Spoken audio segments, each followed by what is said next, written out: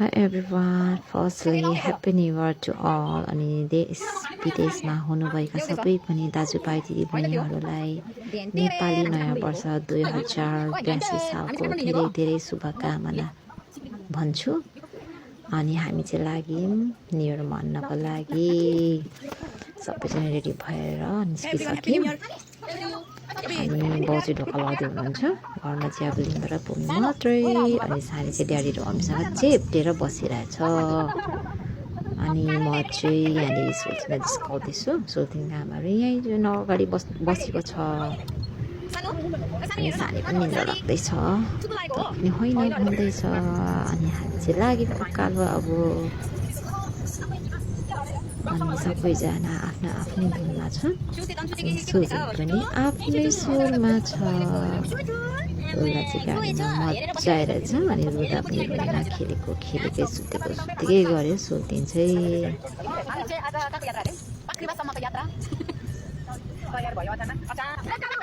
अनि सोल्टिङ सुत्दा चाहिँ सबैजना हाँस्यो नि त। किन हाँस्यो भनेको उता ठाडै पुग्छु कुखुरा जस्तै निदाउँदो रहेछ क्या हो त्यसरी। अनि बिचरा माया लाग्यो। अनि तेर्साला सुता भनेको। अनि उता सुताएपछि त 2-3 घन्टा मजाले सुत्यो।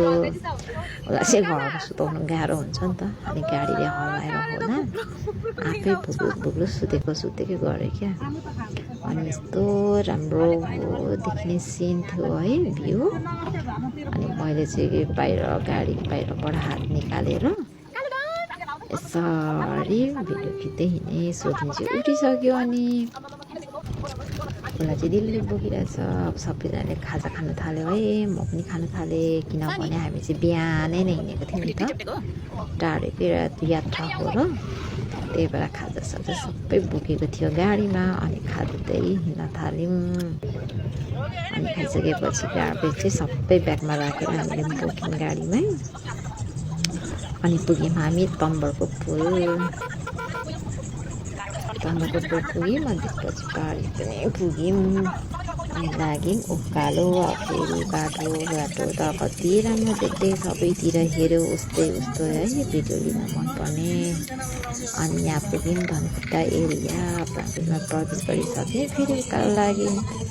बाटोको भिडियो नलिउँ भन्दा पनि राम्रो लाग्ने क्या, पुल बजे। अनि फेरि पनि मैले चाहिँ दिएँ। हामी चाहिँ पुग्यौँ। अनि त्यसपछि हिलेमा पनि झरेनौँ। हामीलाई चाहिँ भोक लागिसकेको थियो क्या, त्यही भएर मास्तिर गयौँ। यो चाहिँ हो तामाङ गुम्बा हिलेको। अनि चाहिँ अनि त्यसपछि खाना खानको लागि मास्तिर हिँड्यौँ। लगभग 12 बजिसकेको थियो नि त, त्यही भएर हामी चाहिँ खाना खान हिँड्यौँ। यो चाहिँ हो होटेल गजुर। हामी चाहिँ जहिले पनि हिँड्ने आउँदा त्यहाँ खान्छौँ क्या। अनि हामी सबैजना चाहिँ झऱ्यौँ। सानो दिदी, काल दिदी, भेना चाहिँ यहाँ हुनुहुन्छ क्या, नानीलाई भोक लागेर फिटिङ गराउँदै हुनुहुन्छ। अनि सबैजना चाहिँ निस्क्यौँ। तर साह्रै नै हिलेमा सोचेको भन्दा पनि धेरै गर्मी क्या, चिसो हुन्छ भनेर लुगा चाहिँ बाक्लो लगाएर गएको थियो, तर त्यहाँ चाहिँ गर्मी। अनि सोल्टिङलाई लिएर आइसक्यो फिटिङ गराएर। अनि सबैजना भोकले कस्तो भएको थियो नि त। अनि खाना खान थाल्यो क्या सबैजना, नानी र हामी चाहिँ बाहिर। किनभने मेरो आँखा चाहिँ फुलमा गयो, कस्तो दामी थियो जिरेनियम। अनि सुँगुरको मासु चाहिँ यस्तो हुँदो रहेछ क्या यहाँनिर। हाम्रोमा चाहिँ डिप फ्राई गरेर क्रङ्ग पारेर मिठो हुन्छ नि, त्यहाँ त सिङ्गै बोसो। अनि खाइसकेर सबैजना निस्क्यो। अनि बाउजू सबैको ब्याग बोकेर रेडीमा जानलाई।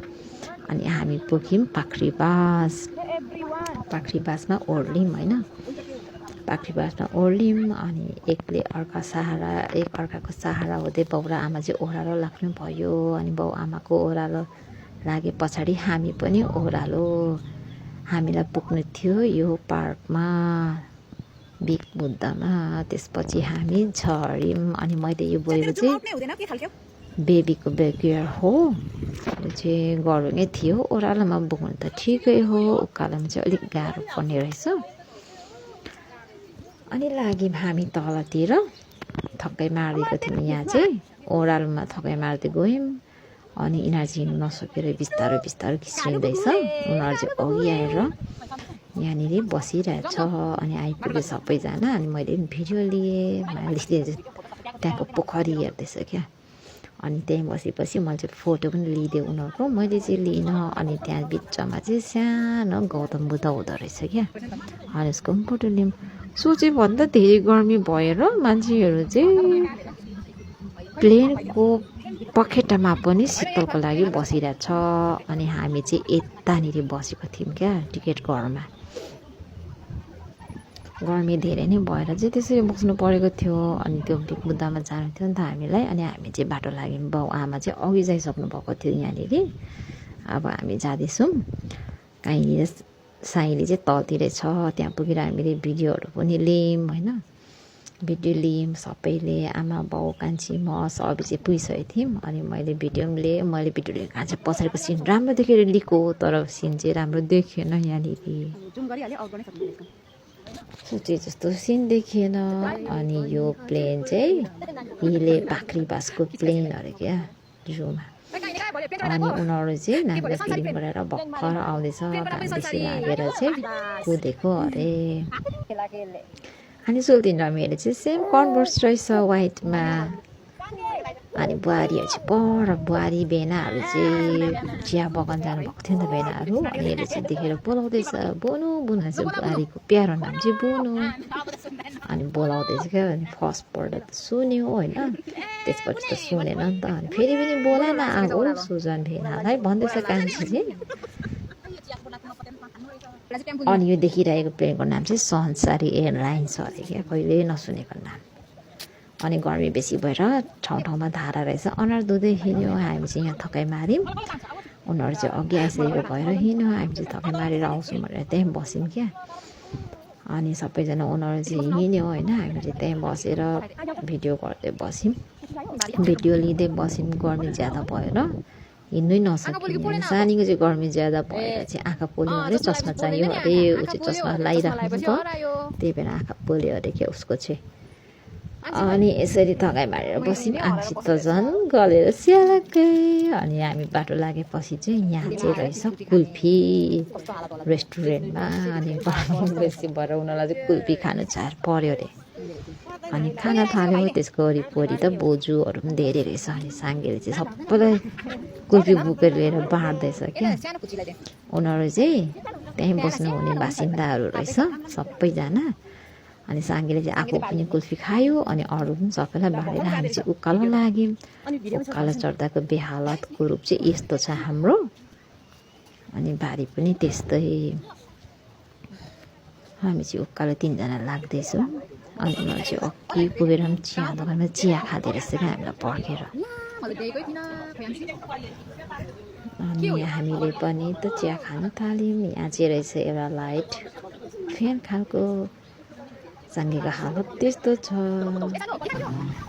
अनि बाहिर बसेर गफसफ गऱ्यौँ, सबै गऱ्यौँ होइन। अनि त्यहाँनिर चाहिँ पाख्रीबासमा चाहिँ एउटा डोनट दोकान पकाउने ठाउँ छ नि त उद्योग। अनि त्यसमा गएर मैले डोनट लिएर हामी 3 दिन डोनट खायौँ। खाइसकेर चाहिँ अनि फेरि हामी चाहिँ गाडी चढ्नलाई आइसक्यौँ। अनि गाडी चढेर चाहिँ हामी यो चाहिँ रोड हो उत्तरपानी जाने भनेर। अब योभन्दा 10-12-13 वर्ष अगाडि चाहिँ यो चाहिँ धुलो र माटोको बाटो थियो।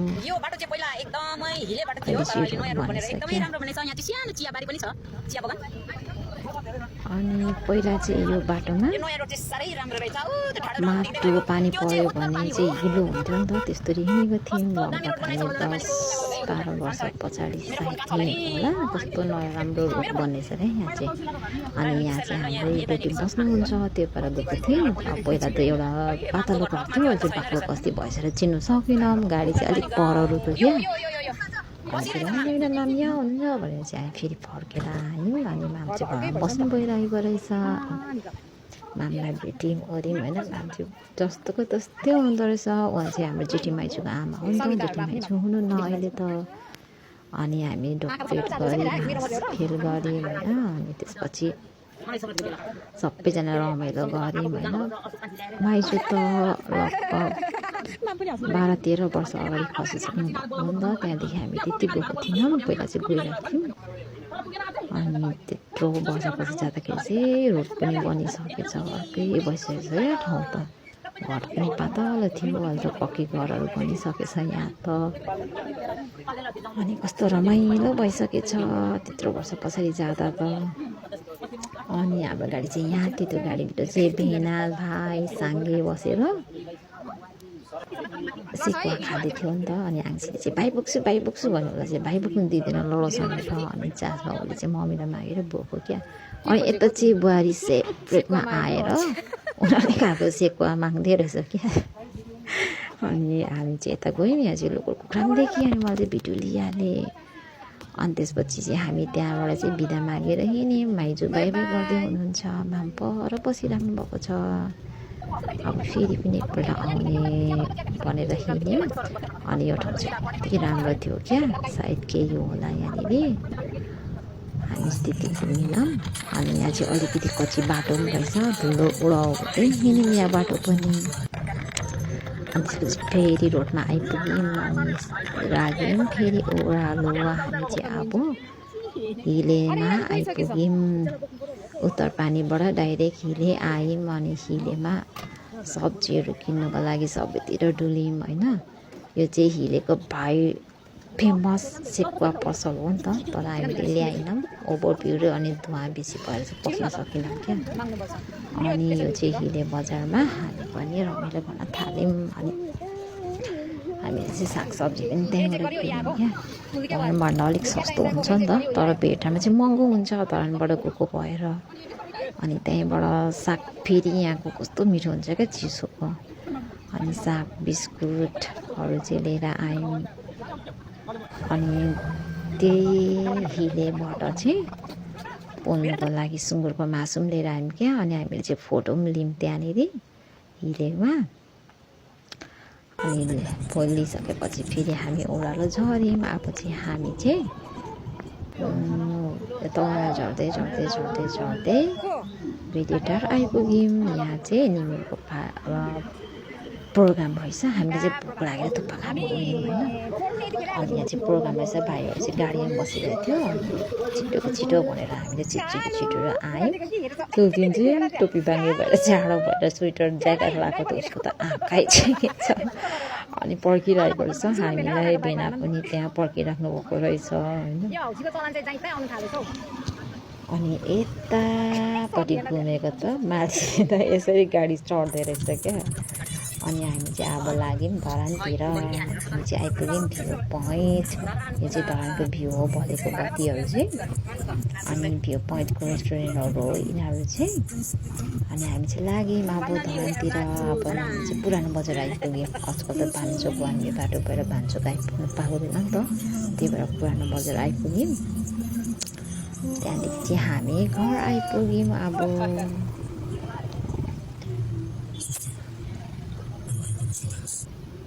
धरानीको सहर लाग्छ घुम्न राम्रो। अनि लिम्बा र भूमि बसिरहेछ घरमा त। उनीहरू मात्र थियो नि त, हाम्रो त आउँदै थियो। रातिको लगभग 8 बजी आएको थियौँ क्या हामी चाहिँ। Thank you for watching once again. Happy new year to all. Thank you for watching. सुल्तिन र मेरो चाहिँ सेम सुट, उसले चाहिँ खोल्दैछ। अर्को पनि खोल्यो सुल्तिनेले। यस्तो मान्छे कन्भर्स